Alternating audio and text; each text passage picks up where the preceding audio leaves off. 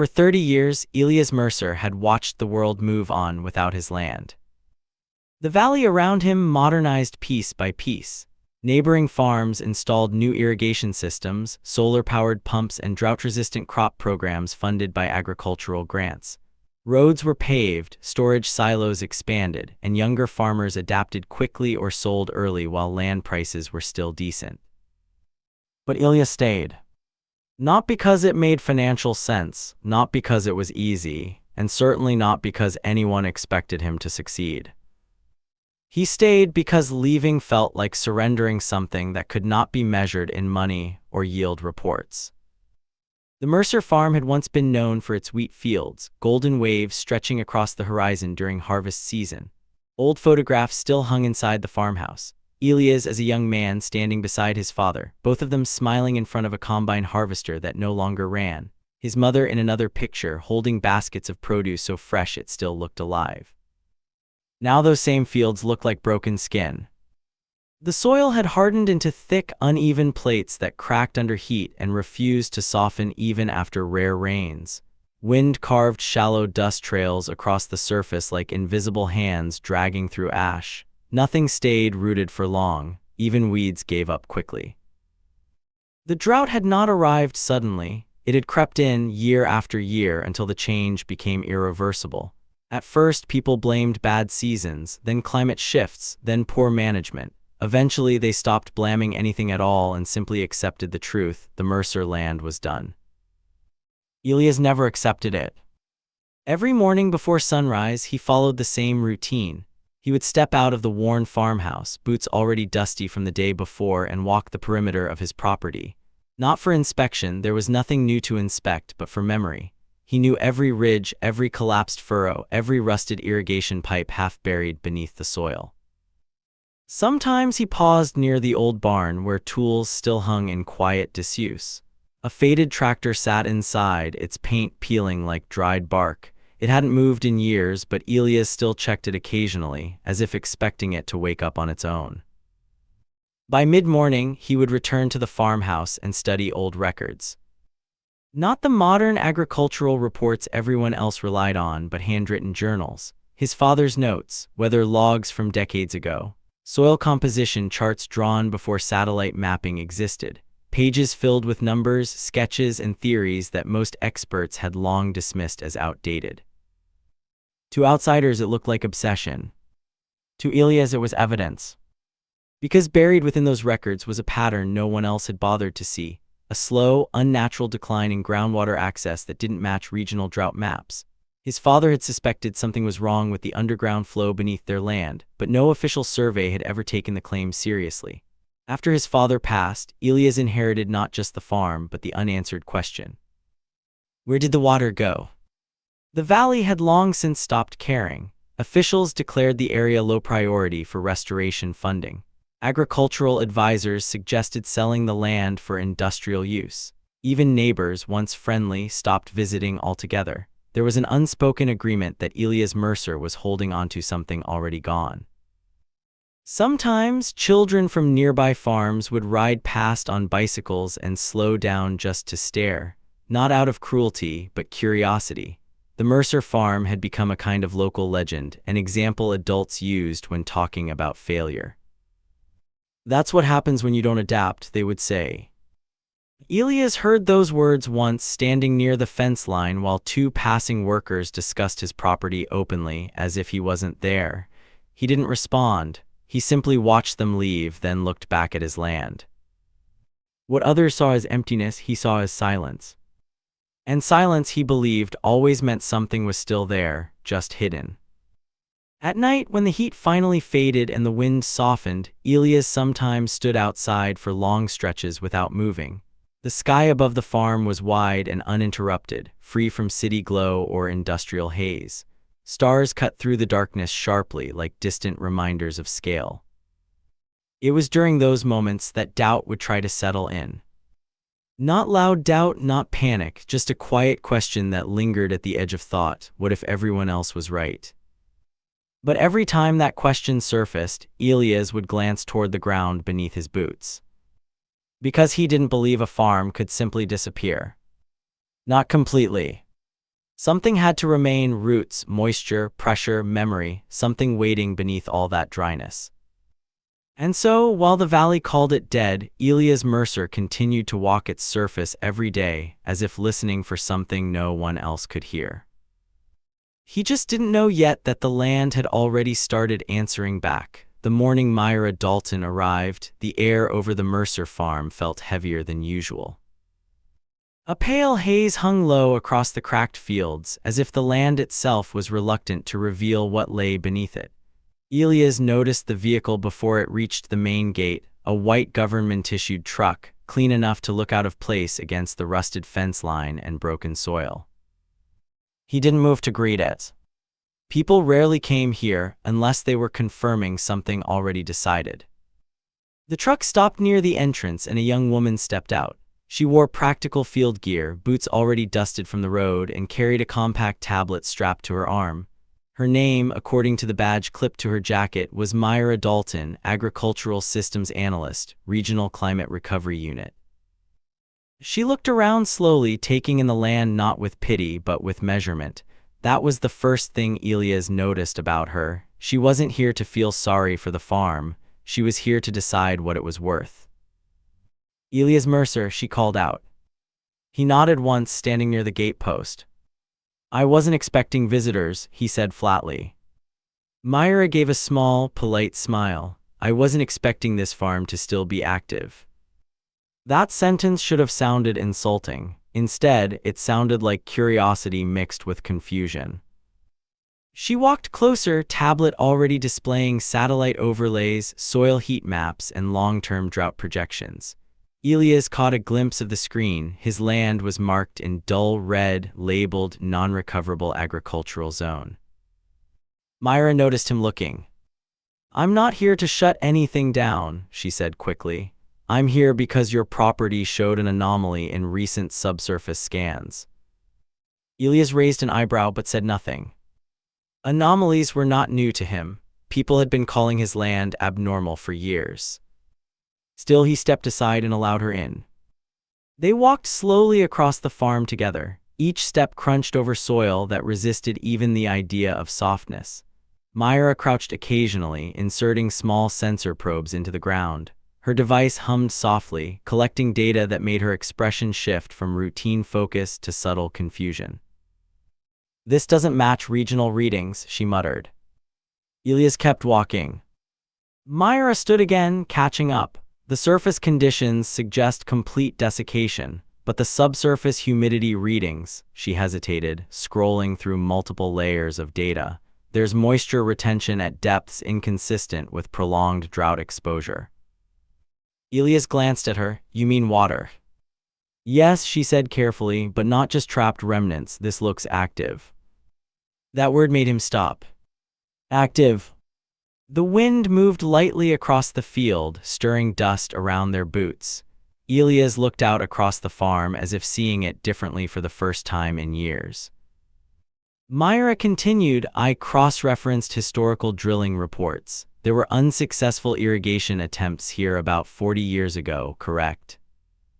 "Before the drought worsened," Elias replied. She nodded. "The reports mention a collapsed bore shaft near your barn." At the mention of the barn, Elias' gaze shifted instinctively toward the far end of the property. The old structure stood half buried in memory, its roof sagging, its walls weathered beyond repair. "I know it," he said quietly. Myra studied him for a moment, then made a decision. "I need to see it." They reached the barn just before midday. Up close, it looked more like a relic than a structure, wood warped by time, metal joints rusted into permanent stiffness. Near its side lay the collapsed irrigation shaft she mentioned, sealed partially by dirt and debris. Myra knelt beside it immediately, brushing away loose soil. Elias stood a few steps back, watching. She inserted a handheld scanner into the opening. The device pulsed once, then twice. A low sound filled the air as data streamed rapidly across her screen. Her expression changed again. This time it wasn't confusion. It was disbelief. "This," she whispered. Elias stepped forward slightly. "What is it?" Myra didn't answer right away. She adjusted the scanner depth, then ran a second pass. When she finally spoke, her voice was quieter. There's a flowing system beneath this land. He frowned. Groundwater. No, she said, not like that. This isn't static, it's channeled, directed. That didn't make sense to him, or to anyone who had studied the region in recent decades. Myra stood slowly, looking out over the farm with a new intensity. It's like something underground is still distributing water across sections of your land, she said, but it's been cut off from normal access points. Elias felt something tighten in his chest. That's impossible, he said. Then the data is wrong, Myra replied, though she didn't sound convinced, or the maps are incomplete. A long silence followed. The wind picked up slightly, pushing dry dust in slow spirals across the ground between them. For the first time in years, Elias didn't feel like he was standing on empty land. He felt like he was standing above something hidden. Myra turned toward him. I need permission to run a full subsurface scan of the property. No one's done that before. Not at this resolution, she admitted. Elias looked at the barn again, at the collapsed shaft, at the ground that had refused to give up its secrets for decades. People had called him stubborn. Crazy even. But now, for the first time, someone else was saying the same thing he had believed all along. There was something still here. He exhaled slowly. Do it, he said. And as Myra returned to her equipment, neither of them noticed the faint dampness beginning to darken a small patch of soil just a few meters away, like the land itself had heard them and was beginning to respond. Night settled over the Mercer farm like a heavy curtain, but Myra Dalton didn't leave. The farmhouse lights burned long past midnight, casting a warm glow across maps, satellite overlays, and raw data streams spread across Elias' old wooden table. The room had the quiet tension of something being rewritten in real time, decades of assumptions breaking apart one scan at a time. Outside, the land stayed still, or at least it pretended to. Myra adjusted her laptop again, replaying the subsurface scan for the third time. The results were consistent, which made them more disturbing, not less. Elias sat opposite her, arms folded, watching without speaking. He wasn't impatient. He was measuring her reaction like he had spent his life measuring everyone who came close to his land. Finally, Myra exhaled sharply. This shouldn't exist, she said. Elias didn't respond. She turned the screen toward him. Deep beneath the farm, at a staggering depth, the data showed branching pathways, thin but continuous channels running beneath multiple sections of the property, not random moisture pockets, not trapped groundwater. A system. Structured, connected. Alive in a geological sense. These readings, she continued, tapping the screen, they match flow behavior, not surface runoff, not isolated aquifers. Something is redistributing water underground. Elias leaned forward slightly. Redistributing. Yes, she hesitated, choosing her words carefully. It's like a network, a natural one, maybe artificially influenced long ago, but still functioning in some capacity. The words hung in the air between them. Elias stared at the map. For years, he had suspected something beneath his land. His father's journals had hinted at irregular flow patterns, strange fluctuations in well pressure, and unexplained drying cycles that didn't match regional conditions. But no one had ever confirmed it. No one had ever looked deeply enough. Until now. Myra stood and walked to the window, looking out into the dark fields. If this is accurate, she said quietly, your farm isn't just affected by drought. It's been cut off from a water system that's still partially active. Elias rose slowly. Cut off how? She turned back toward him. That's what I don't know yet. A silence followed, thick, uneasy. Then Myra added, but there's something else. She pulled up another layer of data, thermal imaging this time. A faint pattern appeared beneath the farm, subtle variations in temperature tracing the same underground paths. Elias stepped closer. What am I looking at? He asked. Myra didn't answer immediately. Her focus was locked on the screen. Heat variation along the channels, she said finally. That suggests movement, flow friction, possibly even seasonal pressure shifts. Elias frowned. Seasonal. She nodded slowly, which means it reacts. The word landed harder than the rest. Reacts. The idea that the land beneath him wasn't just dormant geology but something responsive, something changing with time, unsettled even Myra as she said it. Elias stepped back, running a hand over his face. His entire life, people had called the farm dead, static, finished. But this suggested the opposite. That something had been working beneath his feet all along. Without warning, Myra grabbed her equipment. I need to test the shaft again, she said. It's midnight, Elias replied. That doesn't matter. They returned to the barn under flashlight beams slicing through the dark. The collapsed irrigation shaft stood like a forgotten wound in the earth. Myra moved quickly now, urgency replacing caution. She deployed a deeper probe system, one designed for subsurface water tracking. Elias stood back as the machine lowered into the opening. For a moment, nothing happened. Then the scanner beeped. Once. Twice. Then a steady, rising signal. Myra's eyes widened. There it is. She adjusted the feed. The readings stabilized into a clear pattern: flow direction, velocity, pressure consistency. And then something unexpected appeared. A sudden spike. Elias stepped forward. What is that? Myra's voice tightened. Increased flow activity, but it's not random. She zoomed in. The underground channels weren't just carrying water. They were directing it. Like something was controlling where it moved. Elias felt a strange unease settle in his chest. That's impossible, he said again, but this time it sounded less like denial and more like disbelief. Myra stared at the screen for several seconds. Then she said something neither of them had expected. It's been redirected away from your upper soil layers. Elias turned sharply, away from the farm. Yes. A pause.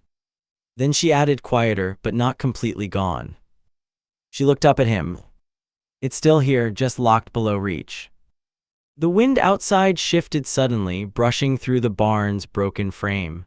Dust drifted across the floor in thin lines as if tracing invisible paths. Elias looked down at the cracked ground beneath them. For the first time in years, he didn't see dead soil. He saw a barrier. Myra stood, gripping her scanner tightly. If we can find the original access points, she said, we might be able to restore surface flow. Elias' voice was low. And if we can't? Myra didn't answer immediately. Because she already knew what it meant if they couldn't. It meant the farm wasn't dying. It had been restrained. And somewhere deep beneath the Mercer land, something still controlled the water that everyone believed was gone. By morning, the Mercer farm no longer belonged only to Elias and Myra. Word had spread faster than either of them expected. Myra had made a single report upload to the Regional Agricultural Recovery Network, a routine step, or at least it should have been. She flagged the subsurface anomaly as requires verification. But the system didn't treat it as routine. It triggered escalation protocols immediately. Within hours, vehicles began arriving. First came government inspectors in official white trucks, their presence stiff and procedural. Then agricultural engineers with portable analysis kits. Then, quietly at the edges, representatives from private land development firms who had somehow learned there might be something valuable hidden beneath the dead soil. Elias stood on his porch watching them gather like vultures around a carcass that had suddenly started breathing again. Myra met them first. She repeated her findings calmly, presenting data without emotion: flow channels, directional water movement, subsurface pressure regulation.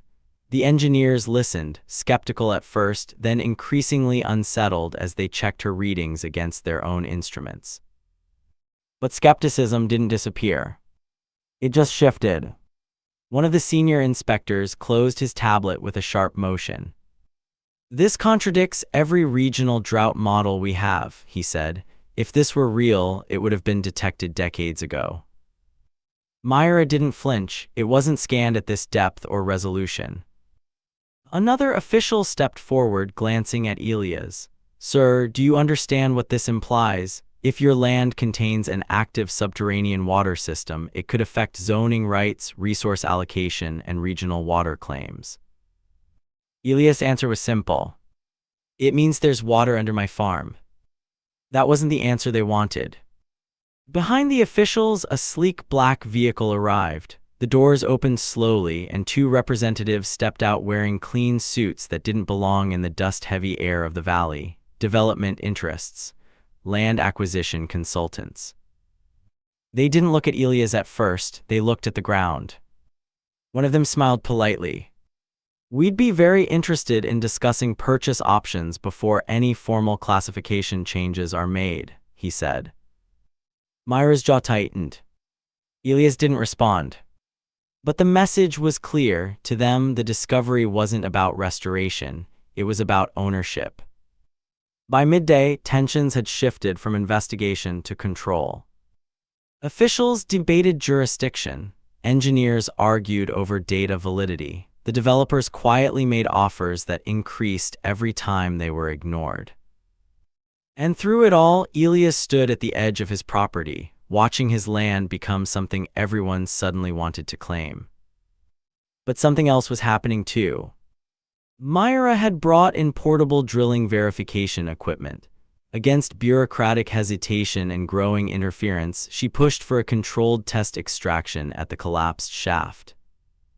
If water could be accessed just once, it would confirm everything. Elias didn't stop her. He simply stood nearby as the equipment was lowered into the earth. The machine hummed to life. A tense silence followed. Even the officials stopped arguing. The drill bit descended slowly into the shaft, piercing layers of compacted soil and stone that hadn't been disturbed in decades. Data streamed across Myra's tablet in real time. Depth readings increased. Pressure stabilized. Then, a sudden spike. Myra straightened instantly. "We're hitting flow resistance, no wait." The system adjusted automatically, recalibrating.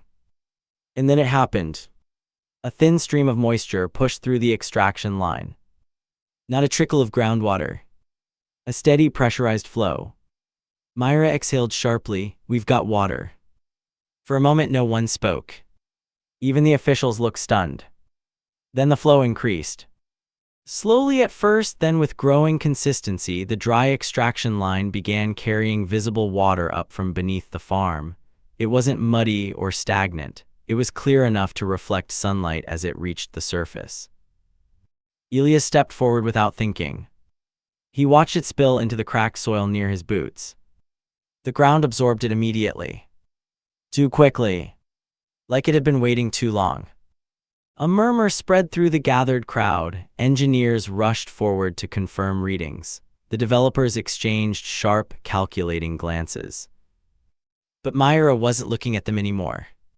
She was looking at Elias. "This isn't just stored water," she said quietly. "It's being actively pushed upward from below." Elias didn't take his eyes off the ground. "Then something's still controlling it," he said. That sentence changed the atmosphere instantly. The officials grew uneasy again. The developers stopped smiling.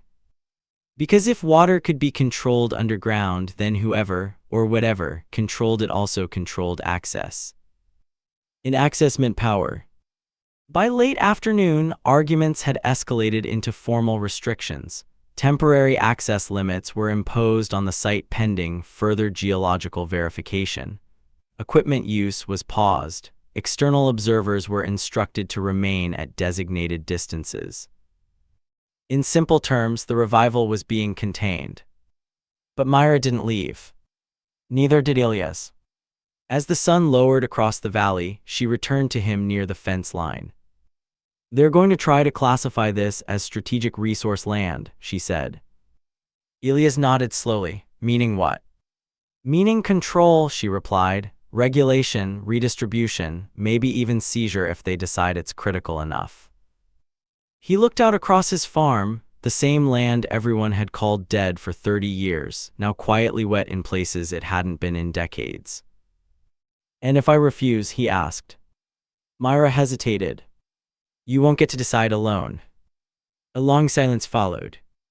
Then Elias spoke, not with anger but with something steadier. "Then they don't understand this land." Myra looked at him. "What do you mean?" Elias turned slightly toward the fields. "This farm didn't stop growing because it died," he said. "It stopped because something interrupted it." Behind them, the irrigation line continued to hum softly beneath the soil. And somewhere deeper than either of them could see, the underground system kept moving, still active, still directed, still holding onto something that no official report had yet been able to name. The final decision came on a windless morning. The valley was unusually still, as if the air itself was waiting to see what humans would choose next. Government vehicles lined the dirt road outside the Mercer farm. Survey teams stood by their equipment. Developers lingered at a distance, no longer confident enough to approach too closely. And at the center of it all stood Elias Mercer. The temporary restriction order had escalated overnight. What had begun as verification protocol was now labeled a critical subsurface resource containment zone. In practical terms, it meant the farm was no longer just Elias' land. It was under joint jurisdiction pending full governmental review. Myra read the document twice, her expression tightening with each line.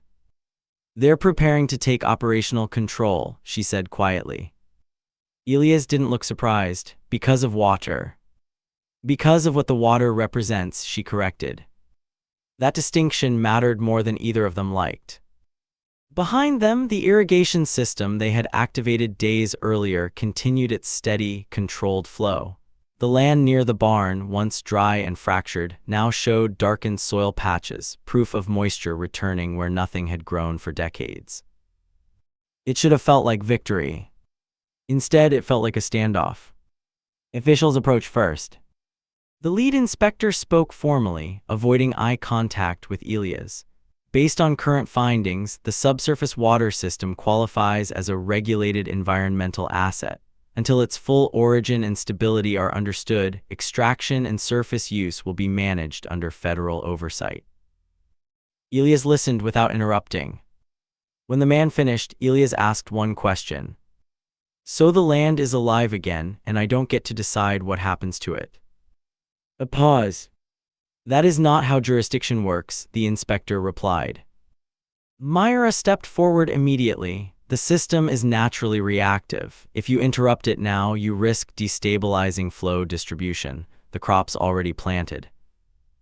"Crops?" one of the developers cut in sharply. Everyone turned slightly. Because it was true. Small patches of green had begun appearing across sections of the farm. Not fully grown fields yet, but undeniable signs of life pushing through soil that had been lifeless for decades. The water hadn't just reached the surface.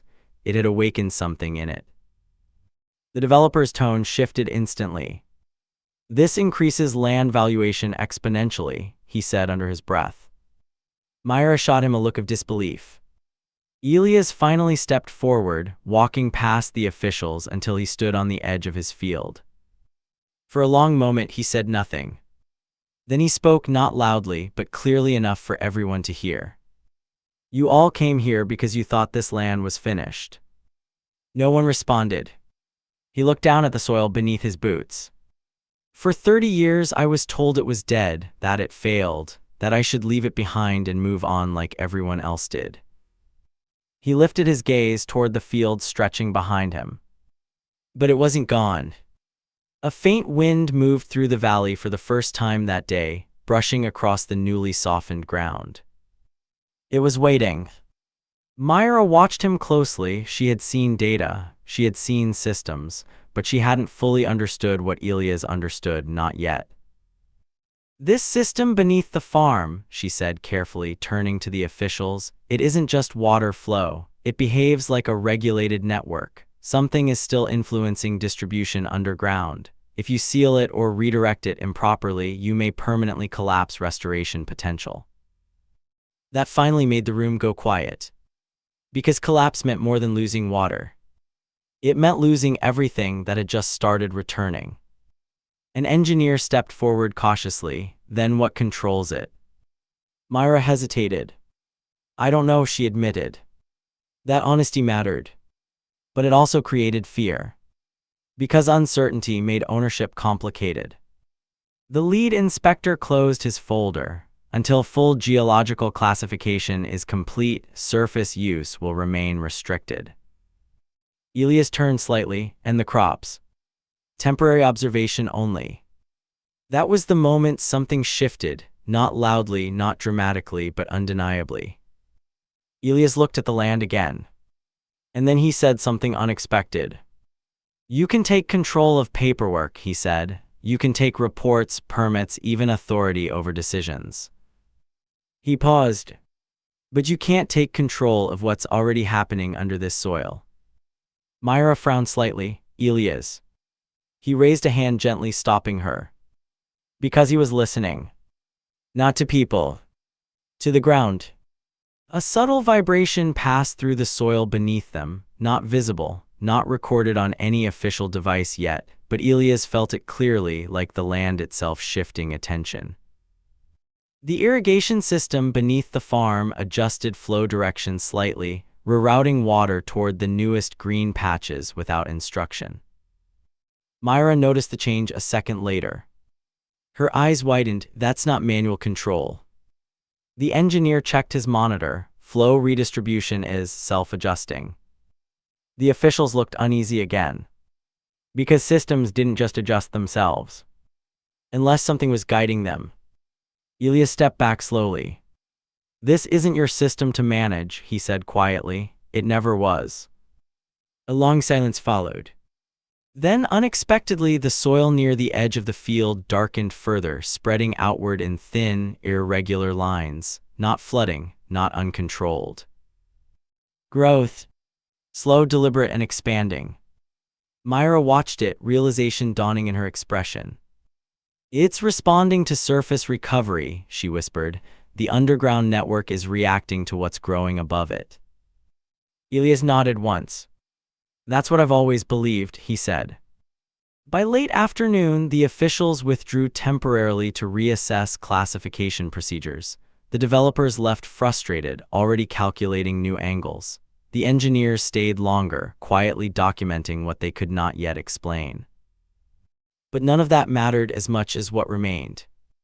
Because when the crowd finally thinned, the Mercer farm was no longer silent. Water still moved beneath it. Soil continued to change. And small but undeniable signs of life kept pushing through the ground, as if the land had decided, after 30 years of being written off, that it was done waiting for permission. Elias stood at the center of it all as the sun dipped low across the valley. Myra joined him quietly. They'll come back, she said. Elias nodded. Let them. He looked over the fields one more time. For the first time in decades, the farm didn't feel like something that had survived the past. It felt like something that had just started choosing its future.